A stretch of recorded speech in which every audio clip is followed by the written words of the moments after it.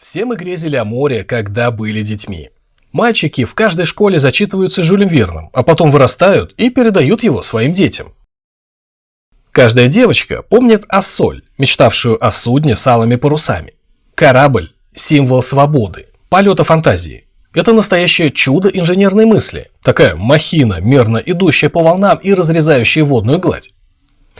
Но ведь кому-то под силу сконструировать такое чудо. Кто-то своими руками исполнил мечту Ассоль. Петербург не оставляет молодой душе никакого выбора. Адмиралтейство, морские академии и институты, словно отлитая из камня Аврора, и парусные суда то и дело мозолят глаза.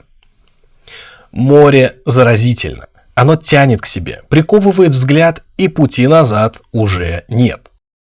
Ребята, однажды ощутившие эту страсть, посвящают покорению стихии всю свою жизнь. Про статных моряков и их нелегкую службу на палубе достаточно расскажут и без нас. О бороздящих просторы капитанах и отдающих швартовы боцманах тоже не забудут. Нам же хочется поговорить о тех, без кого на этом празднике жизни не обойтись, хотя они и не так заметны. О мастерах, собирающих небольшие суда в кустарных условиях. Это выглядит не так впечатляюще, но здесь есть та самая страсть к покорению просторов. Тяга к развитию и нежелание останавливаться на достигнутом. Выносливость и умение не ложиться на дно, даже когда вокруг штормит и будущее туманно. А еще здесь есть смелость. Ведь только смелым покоряются моря. Пиратская верфь на плаву уже много лет. Все это время местные судостроители мастерят на заказ новые и новые суда, не сбавляя темп и открывая для себя новые горизонты. Сейчас вы узнаете, как и в каких условиях мастера справляются с тяжелой работой и что им в этом помогает. Мы заглянем в их мастерскую и в их глаза, горящие от любимого дела. Полный вперед!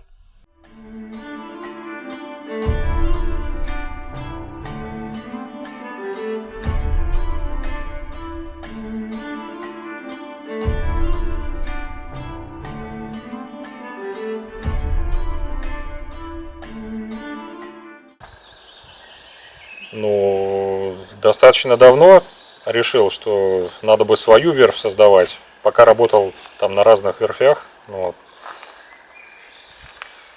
Почему? Потому что все равно хочешь что-то по-своему сделать. То есть смотришь на опыт других людей, видишь и плюсы, и минусы. И хочется как-то осуществить по-своему. А такой отправной точкой стало именно создать именно свою верфь прям.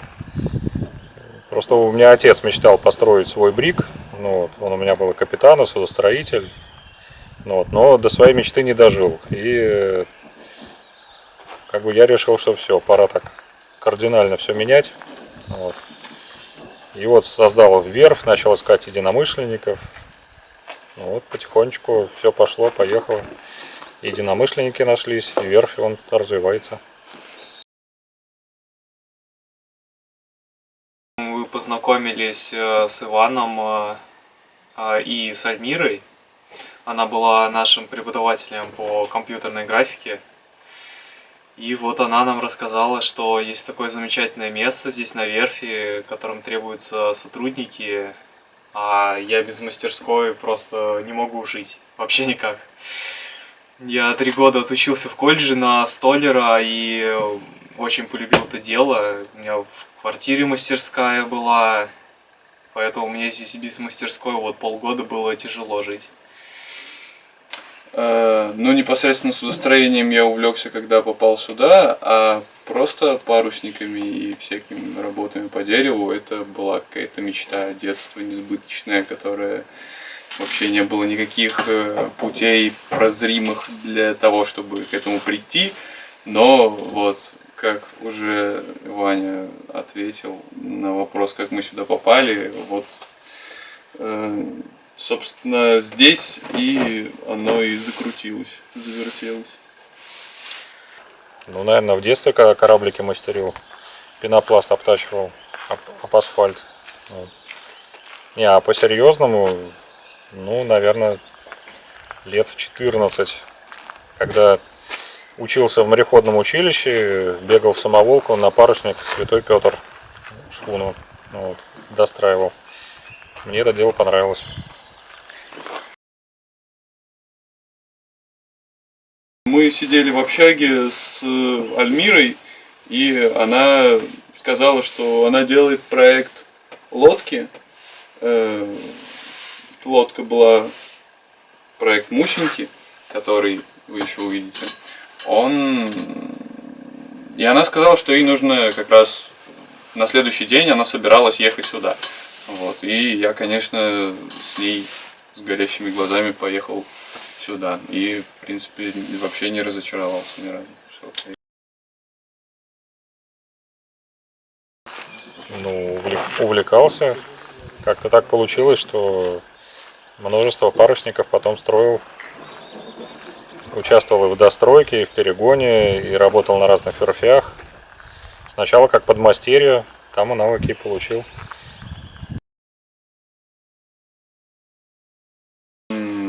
В феврале 2021 года, получается. Ну, получается, уже какой? 3-й год? 2 года. Да, 2 с чем-то года уже здесь.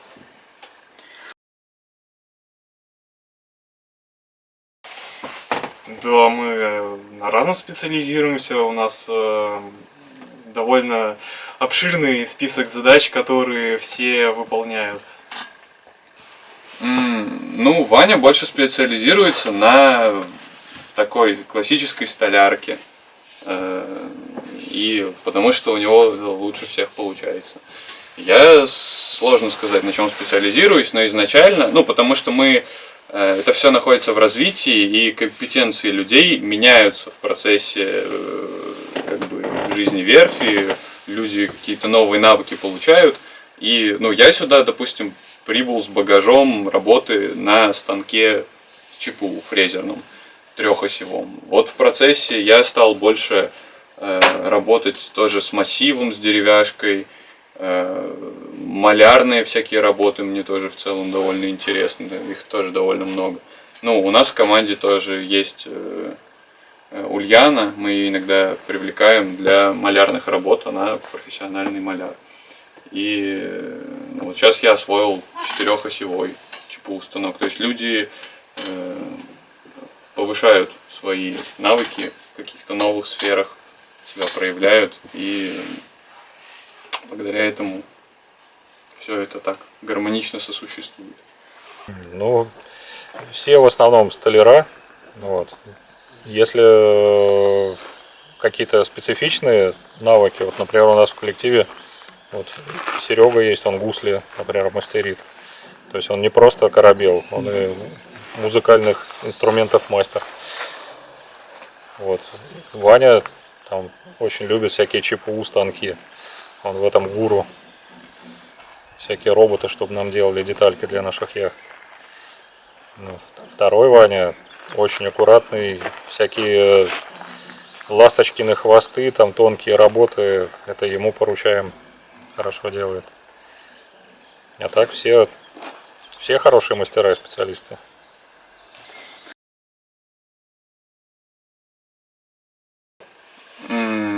Благодаря какому-то творческому подходу, скорее всего, и с одной стороны это творческий подход и внедрение всяких новых хитрых технологий, таких как ЧПУ, например, или ну, в общем, всяких современных клеев, пропиток и всего такого, что деревянные суда, деревянные постройки в целом сравнимы по каким-то своим эксплуатационным качествам с металлом или со стеклопластиком, но при этом, это одна сторона, при этом наш капитан и мы все жестко держимся за классику и за классический образ именно парусного судна и прививаем этот образ окружающим, и это многим нравится, и на это есть некий запрос. Вот, мы этот запрос транслируем через свои лодочки. Ну, видимо, надежный коллектив и хорошие лодки строим. То есть мы себя не рекламируем, у нас как сарафанное радио.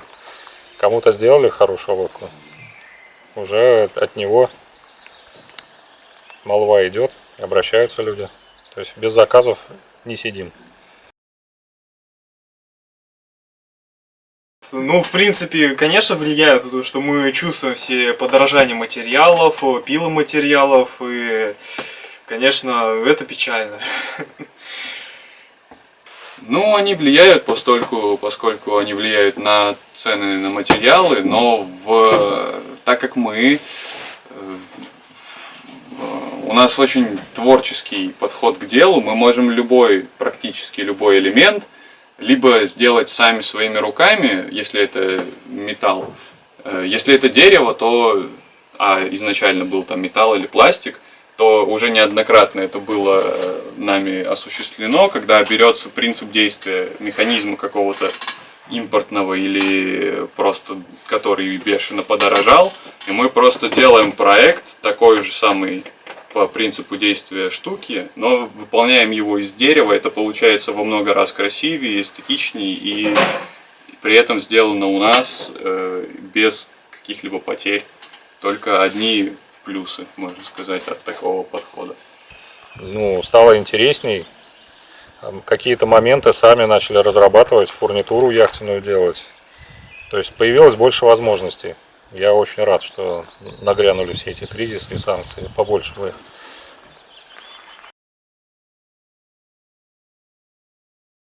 Ну, наверное, Мусенька. Она так тянется долго, вся с ней история, еще вот уже 2 с лишним года. Это был как идея, потом нарисовали на нее проект, потом вырезали для нее фанерные заготовки, начали ее делать.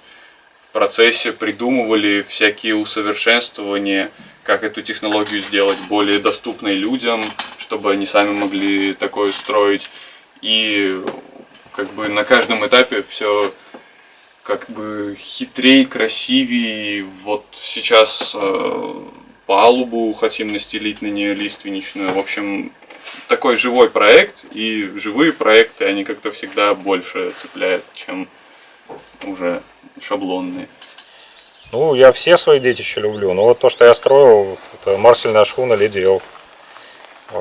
Это, скажем, мой отец и мой друг участвовали как бы в зарождении даже идеи этой лодки, разработке проекта, вот, а потом вместе ее строили. Сейчас это прекраснейший парусник. Я считаю, лучше мало кто его в классе может переплюнуть. Лучше нету. Ну, не знаю, Леди, конечно, масштабная, но это все-таки парусник на заказ кому-то строили. Ну, пускай по своим мечтам и там наработкам. Вот, все равно наша идея вот этого верфи, а в будущем города корабельных мастеров, это мы сейчас прям живем в этом проекте. В самом масштабном для нас. Нет, по размерам сложно сказать, что он масштабный, но по задумке, по перспективам он вполне себе масштабный. Масштаб можно мерить как бы по-разному. Вот если мерить в метрах, допустим, или в размере работы, то это, конечно, трансатлантическая грибная лодка, вот, которая на сегодняшний момент еще на этапе находится выставление набора шпангоутного. Вот, обшивка еще не началась, но просто за счет длины и в целом размеров это, наверное, самый большой крупный проект.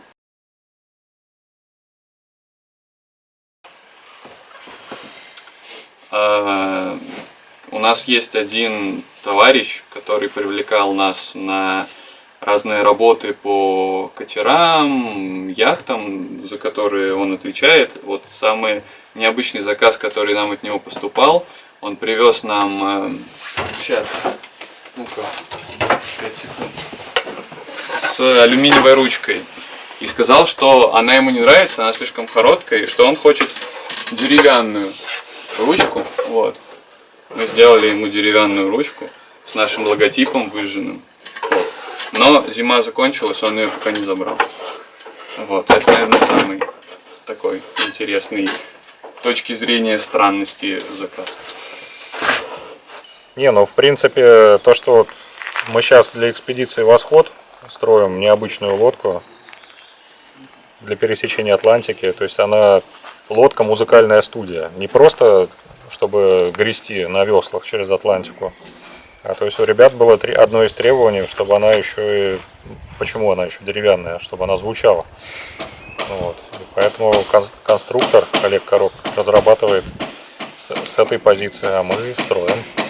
Вот, наверное, пока что самый необычный проект. Вот хотим эту лодку достроить. У нас еще много-много интересных. Там, нам много мачт заказали. Вооружение Джонка. Может, если знаете, такой. У китайцев, у японцев была такая. Короче, как плавничок рыбки. Вот такой рангоут будем делать. Вот, Ял-2 сейчас достраиваю. Очень люблю такие классические лодочки. Еще множество маленьких тойботов. А вообще хотим здесь этот цех, мы его только открыли, то есть его еще довести до ума, это много времени. То есть хотим в этом году его довести до ума, полностью запустить, пристроить пилораму, вот, и сделать, то есть мечтали таверну «Северная Тортуга». То есть это как клубное здание будет, вот, там с живой музыкой, ну, где будем кушать, собираться, а второй этаж, там будут жилые помещения, кинотеатр, ну, вот. И очень необычного дизайна будет, как перевернутый корабль большой.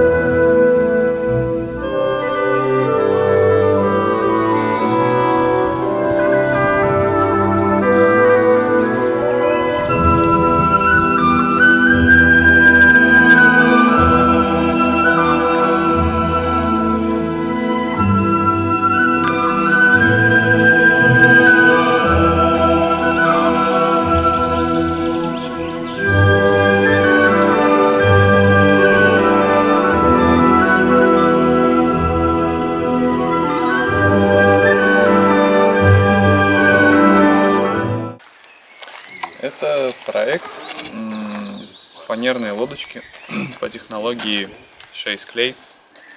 То есть она на чеку вырезаются все детали корпуса и потом сшиваются какими-нибудь проволочками и склеиваются на стеклоткань с эпоксидкой. Вот. Это проекты Романа Игошина. Конкретно этот Пикафольгбот 360 длиной 3,6 метров, соответственно. Это первый такой трейлерный парусник, который был построен на пиратской верфи. Соответственно, построен он был как бы в самой полной комплектации с деревянным, ну то есть в базовой комплектации он идет просто крашен, все детали крашеные, кроме здесь один дубовый привальник. И все, больше никакого дерева нет. А у нас здесь, во-первых, он сделан под гафельное парусное вооружение. с бушпритом, то есть здесь достаточно длинный бушприт, гафельный парус четырехугольный и как бы полная оснастка, палуба из лиственницы, дубовые поручни, все стаксельшоты заводятся на утки, швартовочные утки у нас из краснухи вырезаны. Здесь шпанированная фанера шпоном сапеля. И что еще по нему добавить? Ну, здесь как бы по проекту 2 спальных места, то есть вмещается 2 взрослых и 1 ребенок. Примерно так. Вот. В настоящий момент на ней обновляются лакокрасочные покрытия. Вот. И она будет спускаться на воду этим летом.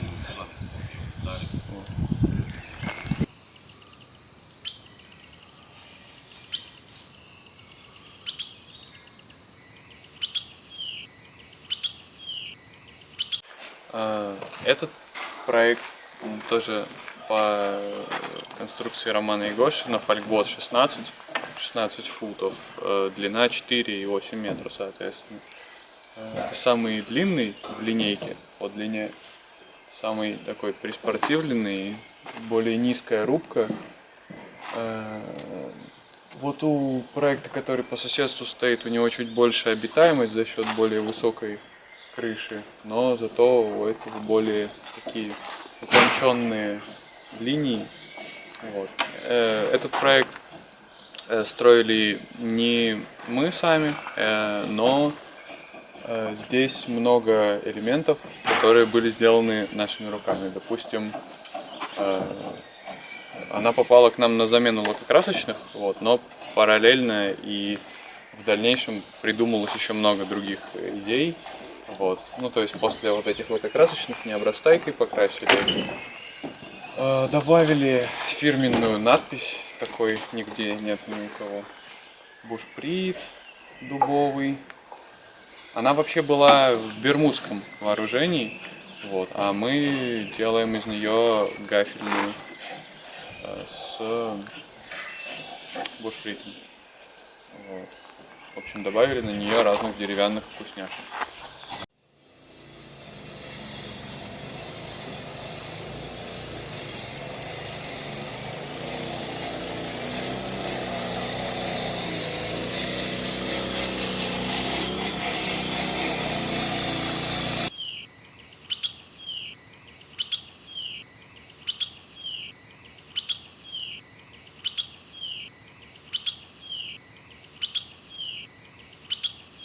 Это проект фальгбот 15, он на фут короче 16-го, это 4,5 метра.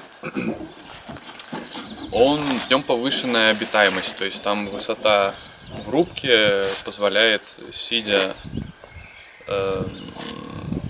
на полу, не биться головой об крышу.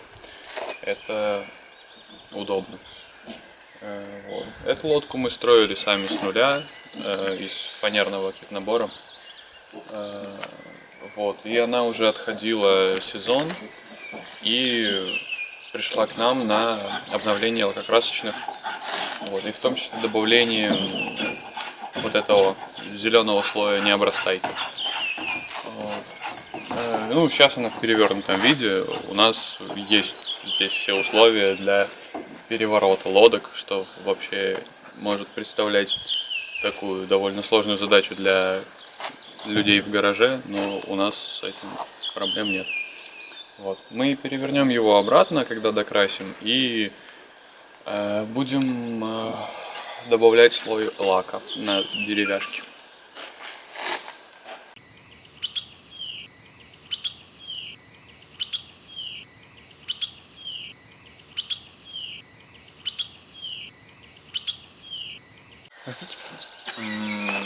Здесь у нас еще стоит лодка проекта R5,5, кажется. Мариана. Это не наш проект, не нашей верфи, а мы предоставили место энтузиасту для того, чтобы он мог свою новоприобретенную лодку привести в надлежащий вид. Она довольно старая и требует прям конкретной реставрации. Вот. Но он решил этим заняться, а мы поддерживаем такие начинания, поэтому вот, помогаем ему насколько можем, но он занимается ей сам. На этом наше плавание подходит к концу. Мы познакомили вас со знатоками корабельного дела. Для каждого из них работа на настоящей верфи казалась чем-то несбыточным. Но, как показала практика, любые мечты могут воплотиться в реальность. Достаточно приложить немного усилий, и попутный ветер не заставит себя ждать.